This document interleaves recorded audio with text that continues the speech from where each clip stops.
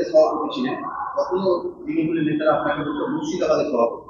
এখন কিন্তু পূর্ণচন্দ্র সরকার সভাপতি হয়েছে, তখন তৃণমূলের একাধিক বিধায়করা বলছে যে আপনি যদি মুর্শিদাবাদের যে 22টা বিধানসভা আছে, সেই বিধানসভাগুলিকে নিজের টাকার জন্য রাহুল গান্ধীকে ব্যবহার করেছে, যে প্রদেশ সভাপতি বা প্রদেশ নেতৃত্বের জন্য মুর্শিদাবাদ নিয়ে মাথা না ঘামান। তৃণমূলের একাধিক বিধায়ক বলছে। কে বলছে আমার জানা নাই। তৃণমূলের কোনো বিধায়ক বলা মানে তারা জানছে সরকারের, তৃণমূলের কোনো কংগ্রেসের কোনো লোকের কাছে। এখন আমি তো তৃণমূলের কাছে সবকিছু সঁপে দিতে পারি না। আমি মুর্শিদাবাদের রাজনীতি করতে বড় হয়েছি, অস্বীকার তো করিনি কোনোদিন। আমি প্রদেশের নেতা আমাকে করেছিল পার্টি, কিন্তু আমি তো বেসিক্যালি মুর্শিদাবাদ অরিজিন আমার। এখান থেকে তো আমি এমএলএ হয়েছি, এখান থেকে 5 বারের এমপি হয়েছি, তা মুর্শিদাবাদকে কি করে অস্বীকার করবো? এখানে তো আমার রাজনৈতিক কর্মকাণ্ড সব থেকে বেশি ফোকাস মুর্শিদাবাদ। এতে কোনো ভুল নাই তো।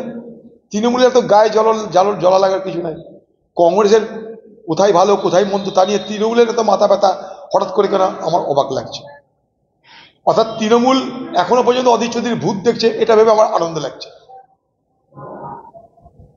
তৃণমূলের পিছনে এখনো পর্যন্ত অধীর চৌধুরীর ভূত তাড়া করছে, এটা দেখে আমি আনন্দ পাচ্ছি। কারণ তৃণমূল জানে নৈতিকতার নিরিখে আমি হারিনি। চালাকি করে, চোট্টামি করে, সাম্প্রদায়িক বিভাজন করে, দাঙ্গা লাগিয়ে সেই দাঙ্গার কুফল সেখানকার ফলাফলে প্রভাব ফেলেছে। দাঙ্গা যারা লাগিয়েছিল, সাধু তার সঙ্গে তৃণমূলের নেতা, তাদের আমোদের গলা জড়াজড়ি, তাদের আলিঙ্গন দেখুন, সব বুঝে যাবেন। শক্তিপুরে দাঙ্গা লাগিয়ে হিন্দু মুসলমানের বিভাজন, হিন্দুদেরকে বোঝানো হলো হিন্দু সব এক হও, কারণ সমস্ত মুসলমান ভোট ভাগাভাগি হবে টিএমসি আর কংগ্রেসে, হিন্দুদের জন্য সুবর্ণ সুযোগ, হিন্দুরা এক হলে বিজেপি জিতবে। এটা প্রচার করলে বিজেপির থেকে বেশি তৃণমূলের লক্ষ্য অধীর চৌধুরীকে হারানো। তাই তৃণমূল বিজেপির হয়ে প্রচার করে হিন্দু ভোটকে এক কাট্টা করে আমার বিরুদ্ধে নিয়ে গেল।